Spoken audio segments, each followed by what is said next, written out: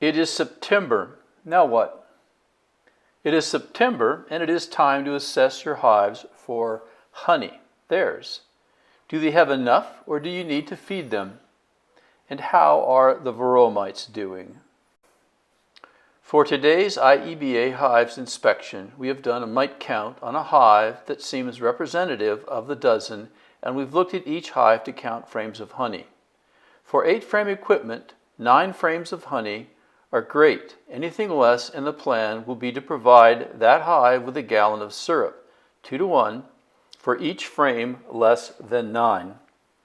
Mathematically, number of frames of honey plus X equals 9, where X is gallons of 2-to-1 syrup.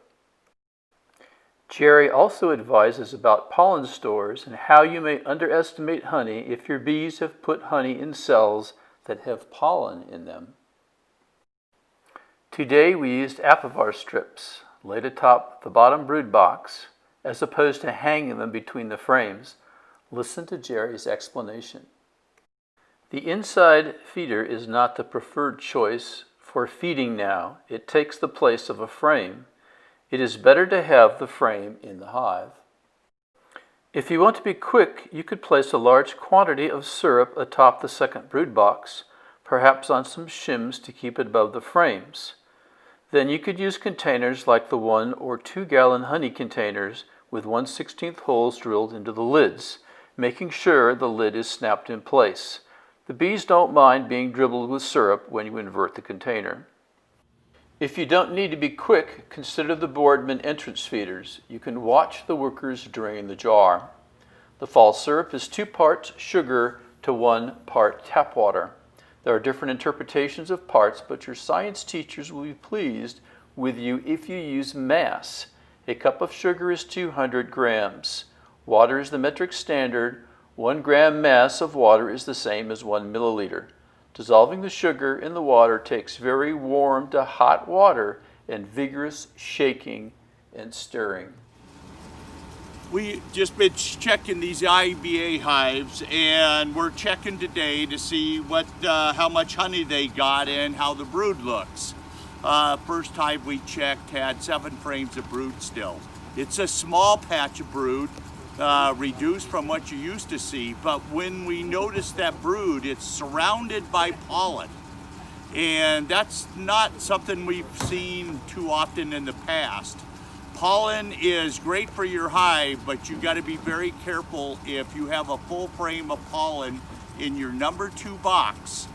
If you start feeding them, they will put that food over top of that pollen and cap it off.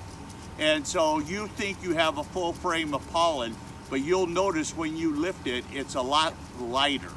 And so you could be fooled.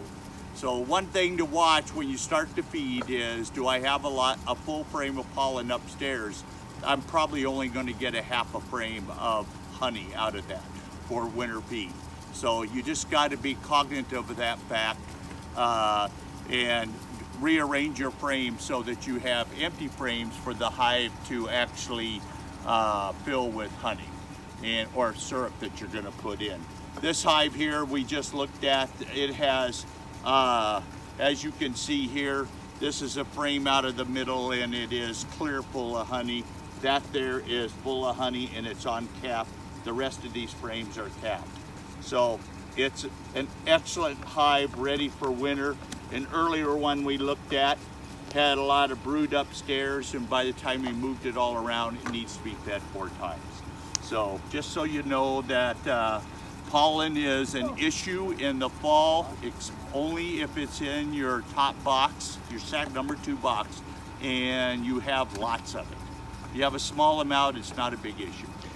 Can we extract honey that's got pollen in it? Yes, extracting a frame with pollen in it is not a problem.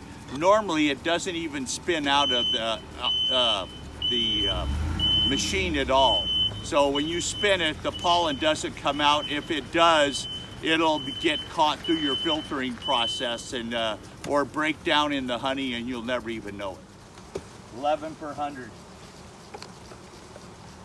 And so you put in what? We put in apivar. So this hive, we tested it. It's 11 per 100, 33 mites per the container of 300. And because of that, we're going to treat this whole yard. One test tells us that it's probably prevalent through the whole yard. So, but we used Apivar, did it a little different. Steve has been doing it for a couple years and it's been real good. We put the strip right here, lay it on top of the frames instead of hanging it down by a nail. The hanging down by a nail usually ends up damaging one of your frames. This way they walk on it. The mites are on the belly of the bee. Therefore, you have a better chance of killing them, it looks like to us. It's fall feeding time.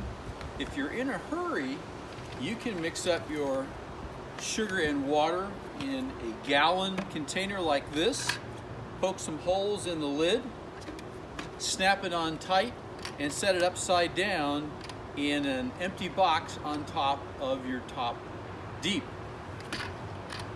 If you are not in such a big hurry, you can use the Boardman feeder. You stuff this on the landing, turn your bottle, your jar, if you can find one of these, upside down. There's holes there, and you can watch them suck out the syrup.